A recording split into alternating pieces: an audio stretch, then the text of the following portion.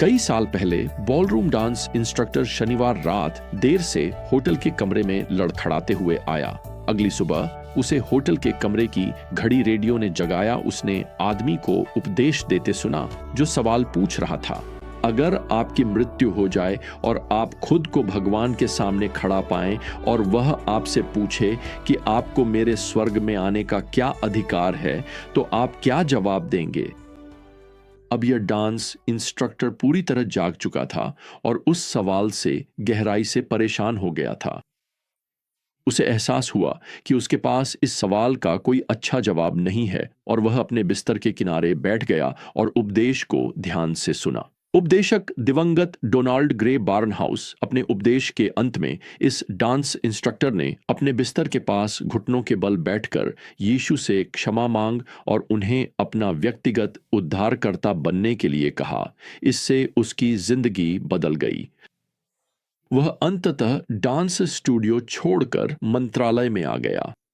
उसका नाम था जेम्स कैनेडी। वास्तव में उन्होंने एक प्रचारक मंत्रालय शुरू किया जिसने लोगों को कुछ सवाल पूछकर चुनौती दी। उनमें से एक सवाल वही था जो उन्होंने खुद सुना था। अगर आज आप मर जाएं और परमेश्वर के सामने खड़े हों और परमेश्वर आपसे पूछें, मैं आपको स्वर्ग में क्यों आने दूं, तो आप क्या जवाब देंगे?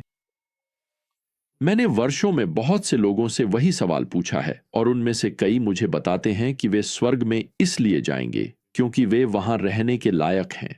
ईश्वर निश्चित रूप से उन्हें मना नहीं करेंगे। उन्होंने अपनी जिंदगी का ज्यादातर हिस्सा अच्छे इंसान बनकर बिताया है। ज्यादातर लोग जिनसे मैं बात करता हूं, उनकी अपनी अपनी राय होती है। लेकिन बाइबल हमें क्या बताती है? हमें हमें सच में किसी और राय की जरूरत नहीं है। हमें यह सुनना चाहिए कि स्वर्ग में जाने के बारे में ईश्वर क्या कहते हैं। तो इसी के साथ आज हम पहुंचते हैं। अब हम रोमियो 3 में प्रवेश करते हैं जहां इस विषय पर ईश्वर कुछ कहते हैं। अब हम पद 23 पर हैं जहां हम ये बहुत महत्वपूर्ण शब्द पढ़ते हैं, क्योंकि सब ने पाप किया है और परमेश्वर की महिमा से वंचित हैं। तो चलिए इस संदेश को समझते हैं जो ईश्वर ने दिया है। सबसे पहले यहां हमारे पास वह है जिसे मैं एक सार्वभौमिक समावेश कहना चाहूंगा। वे कहते हैं क्योंकि सब ने पाप किया है। फिर से इस शब्द सब का शाब्दिक अर्थ है सब। यह व्यापक है, समावेशी है, पक्षपात रहित है। सब किसी को भी बाहर नहीं छोड़ता।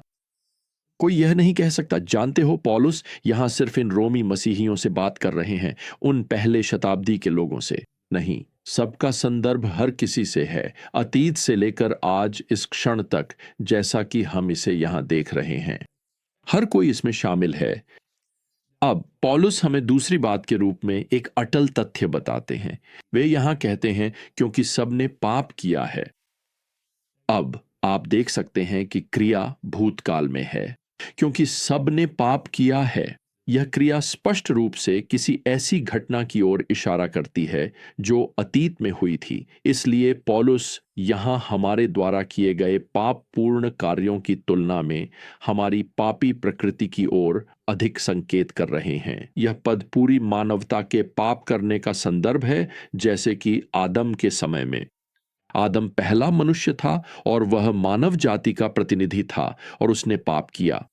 इसने मानवता के मूल स्रोत को भ्रष्ट कर दिया और तब से सच कहें तो पानी दूषित हो गया है। चाहे आप आदम से कितनी भी दूर, यानी अब हजारों साल बाद भी क्यों न रहते हो, पानी अब भी दूषित है। और मैं आपको बताऊं, हम यह साबित करते हैं कि हमने आदम की दूषित पापी प्रकृति विरासत में पाई है। क्यों?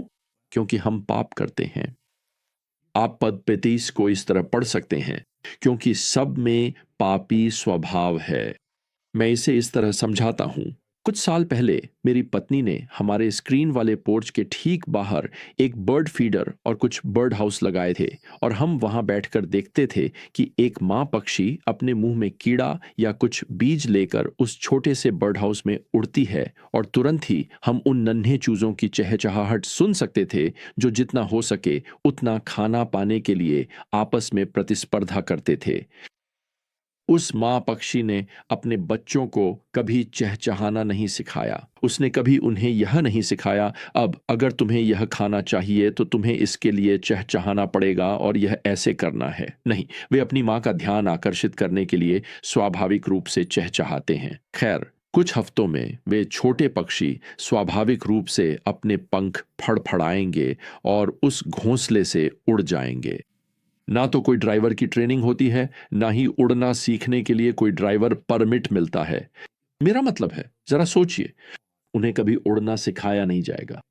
वे स्वाभाविक रूप से अपनी प्रकृति से उड़ते हैं, ठीक वैसे ही जैसे पक्षी स्वभाव से चहचहाते और उड़ते हैं। हम भी स्वभाव से पापी हैं। जैसे पक्षी को नाश्ते में कीड़े पसंद करना या अपने छोटे पंख फड़फड़ाना सिखाने की जरूरत नहीं होती, वैसे ही हमें भी पाप करना कभी सिखाना नहीं पड़ा। हम स्वभाव से पाप करते हैं। प्रियजनों, इसका मतलब नहीं कि हमारे पापपूर्ण व्यवहार को माफ किया जा सकता है। हम ये नहीं कह सकते, अरे हम तो ऐसे ही हैं। पौलुस यहाँ उजागर कर रहे हैं, हमारे पास समस्या है। आप अपने पाप को सही ठहराने की कोशिश कर सकते हैं, आप इसे फिर से परिभाषित कर सकते हैं, आप इसे कालीन के नीचे छुपा सकते हैं, लेकिन इससे उसकी असलियत नहीं बदलती। असल में पाप के लिए ग्रीक शब्द का अर्थ है निशाने से चूक जाना। तो पौलुस कह रहे हैं कि हम सब निशाने से चूक गए हैं। शाब्दिक रूप से हम सब परमेश्वर के पवित्र मानक के निशाने से चूक गए हैं। यह एक अटल और महत्वपूर्ण अवलोकन है। अब पौलुस उस चीज का वर्णन करते हैं जिसे हम एक अपारगम्य, पार न कर सकने वाली खाई कह सकते हैं। क्योंकि सब ने पाप किया है, वे कहते हैं हम सब कम पड़ जाते हैं। यहां कम पड़ना के लिए जो ग्रीक क्रिया है, उसका अर्थ है कम रह जाना या किसी चीज की कमी होना। यह शब्द पौलुस के समय में वित्तीय जगत में इस्तेमाल होता था। यह किसी ऐसे व्यक्ति के लिए प्रयुक्त होता था जो दिवालिया हो गया हो। तो आप इसे यहां इस तरह पढ़ सकते हैं कि यह कहे, ओह ये, क्योंकि सब ने पाप किया है और वे परमेश्वर की महिमा से दिवालिया हैं। जानते हैं, अगर स्वर्ग में प्रवेश करने के लिए आपको प्रशांत महासागर को तैरकर पार करना होता, तो हम में से कुछ लोग बहुत दूर तक नहीं जा पाते।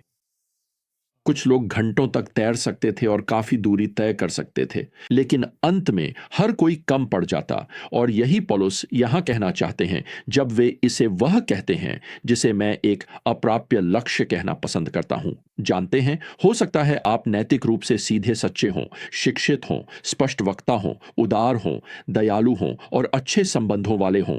मेरा मतलब है, आप वाकई एक शानदार इंसान हैं, लेकिन आप स्वर्ग से चूक जाएंगे क्योंकि आप भी एक पापी हैं। आप परमेश्वर की पूर्ण पवित्रता के मानक को पूरा करने में असफल रहे हैं।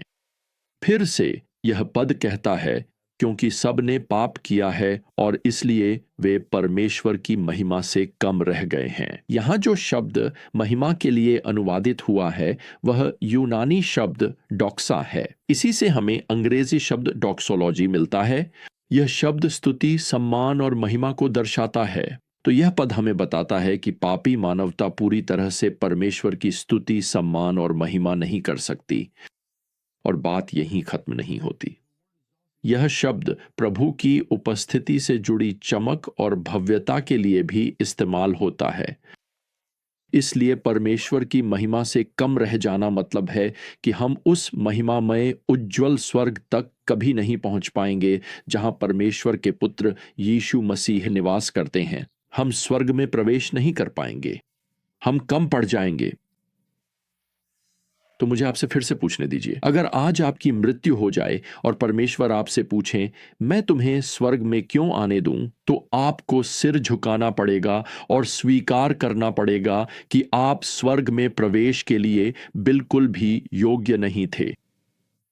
अब यह सब बुरी खबर जैसा लग सकता है, पर वास्तव में यह अच्छी खबर की शुरुआत है, क्योंकि सुसमाचार, जिसका अर्थ ही अच्छी खबर है, वह दरअसल दिवालिया पापियों के लिए है। पौलुस बाद में रोमियो की पुस्तक में लिखेंगे कि पाप की मजदूरी मृत्यु है, पर परमेश्वर का मुफ्त उपहार हमारे प्रभु मसीह यीशु के द्वारा अनंत जीवन है। यह रोमियो 6:23 है। तो यह रही बुरी खबर। आप कभी स्वर्ग में प्रवेश नहीं कर पाएंगे क्योंकि आप पापी हैं।